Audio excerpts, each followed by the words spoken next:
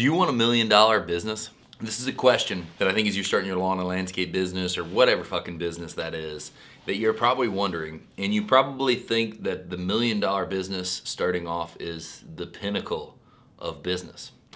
And I think that's because we all think that. We all get in and we get rolling and maybe we make a little bit of money or we make our first 100,000 and it feels like a big deal. We make this next step. Truly what you find out is that a lot of these things are just the beginning. So today we're gonna talk about some of the good things that come with having $1 million business and some of the bad things that come with $1 million business and some of my thoughts and comments and to really help you understand, do you want $1 million business? So first off, if you're gonna have $1 million business, you're gonna have to hire employees. You're gonna have to grow a team.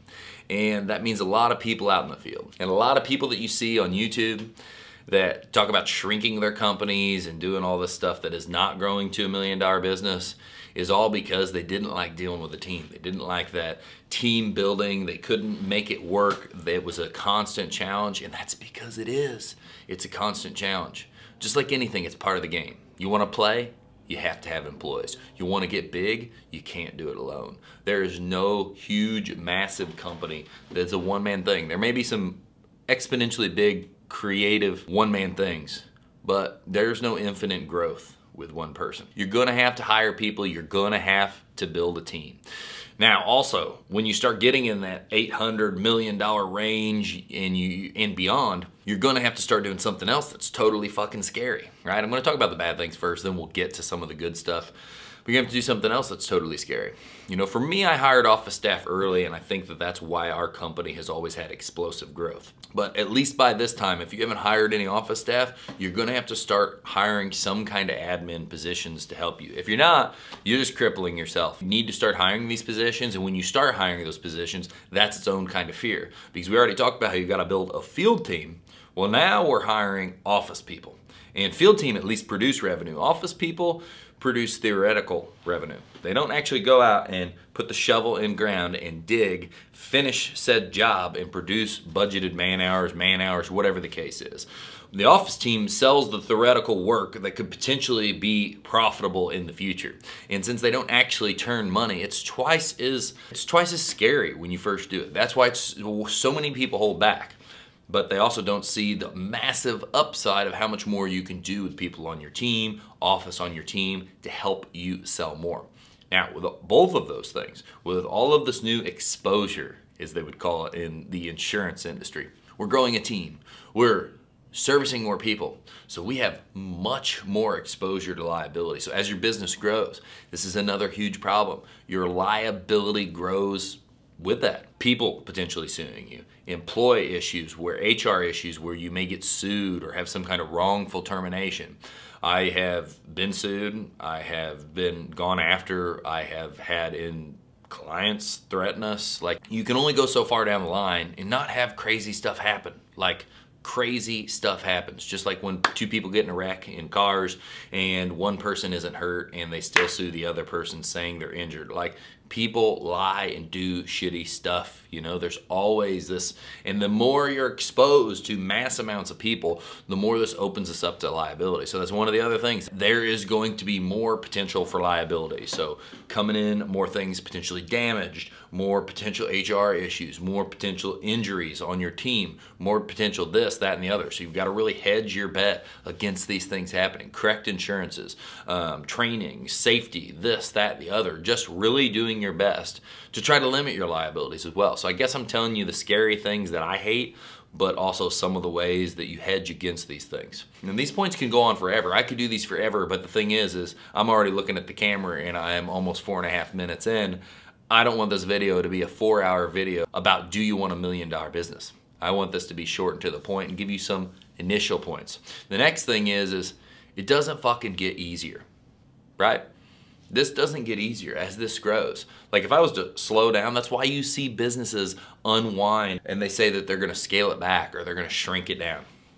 Because if I was to go back and slow down, yeah, that'd be easier because I've stretched my threshold, and now back then would be fucking easy. Here, still challenging. So if you're gonna keep growing and you're gonna keep pushing into these new things, $1 million and beyond, it's not gonna get easier. You're just gonna continuously get better, but you're gonna continuously be bumping. You're all the fucking time going to be up against the new challenge. There is all the time. You're just leaning on this challenge. What's the next set of customer freaking headaches? What's the next set of employee headaches? What's the next set of equipment challenges? What's the next set of insurance challenges? What's the next set of licensing and permitting and who knows? Because you never know. There's no end to how far you can go, and that also means there's no end to it ever getting easier. There's no, I've made it all the way to the end, and now I can reap all the benefits. So you can reap benefits the whole way, but it's never gonna get easier. You're just gonna continue to get better. It's gonna continue to get more challenging. You're gonna go forever. So you need to be wired to be able to lean into the fire and keep going even sometimes when you're kind of getting burnt. On to some of the good things. This first one is a little bit of just hitting that $1 million mark and what it exposed to me. And what I thought was super cool is $1 million landscape business, lawn care business, or just business for me originally was like the pinnacle. It was, man, I want that, I want that, I want that. What I realized is it was just the beginning. That you could go forever. That you could build this to anything. That this is truly exciting because this is infinite opportunity. That's why I care so much about growth and so much about opportunity, because it showed me that when we hit $1 million in sales, that anything was possible. If me, someone who, like school, I didn't get anything out of. Most of the knowledge I have is self-taught or learned from conferences or other people outside past being at school. If someone like me can create what I've created, then anybody can do it. And if someone like me can create what I've created, it also means I can create whatever the hell I want. That's a really, really, really exciting principle. And that's how Scooter's Lawn Care in Florida, like when we recreate, now that we already know how to do it, that's why it's $1 million business, or it's on track to do over $1 million in its first full-time year. Like, just because you just realize how much opportunity there is there, and it just opens your mind to that. So that's one of the first cool things about building that past that point, getting to that pinnacle deal. Now, the next cool thing that I really love that everybody's in this for, the earning potential. The earning potential for a business is huge. You know, you are gonna be hard pressed to make more money than just being a business owner. Now, given it comes with all the challenges too.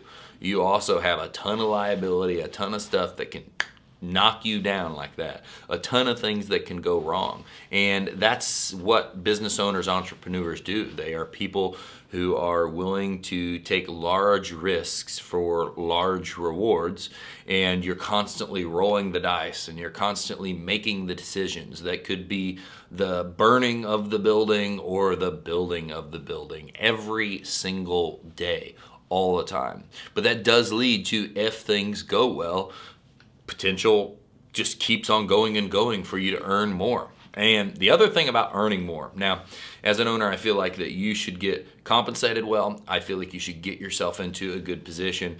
And you know, once you've got yourself into a good position, yeah, my earnings, my things are gonna continue to go.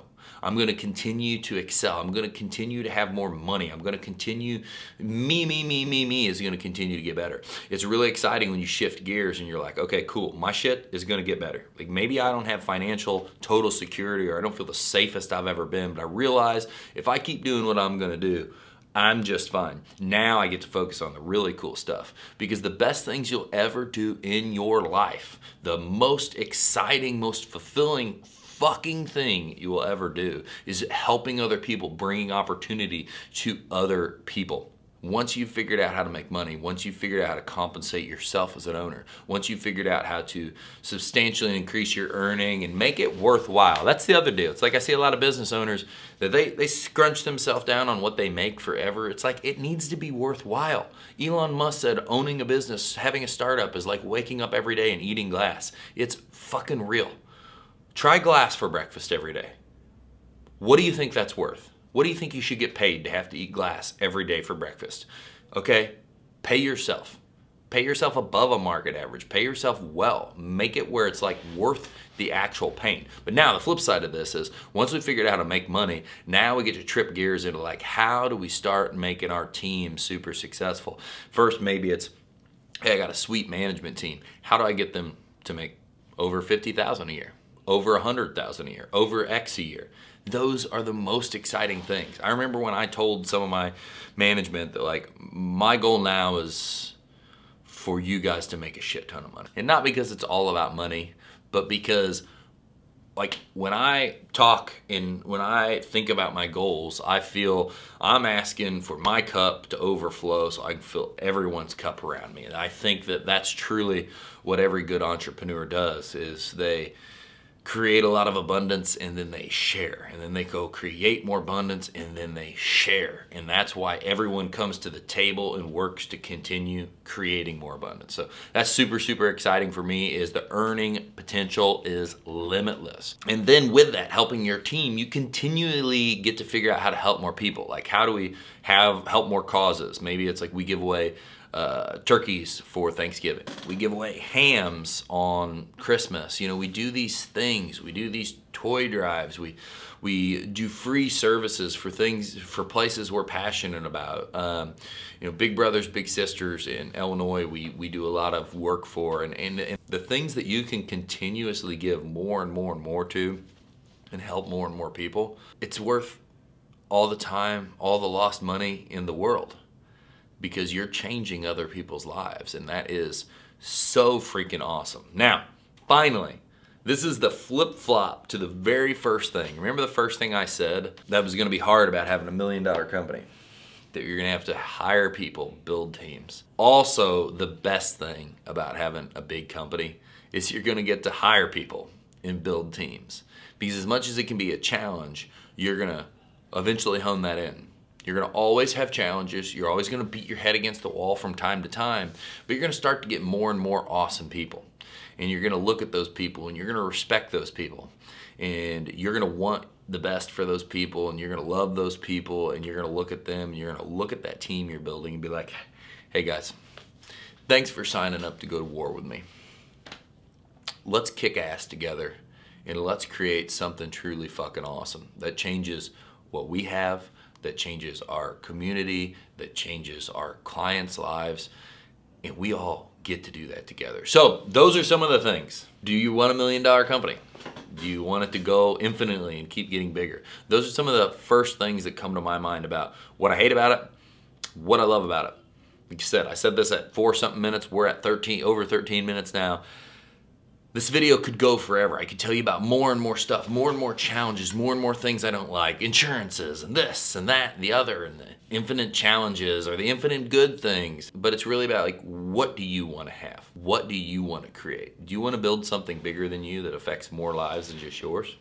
Really, ultimately, that's why I wanted to build a large company, because I wanted to inspire and create for everyone around me and continuously build opportunity for everyone I know. I hope this has helped you if you're wondering if you want $1 million company.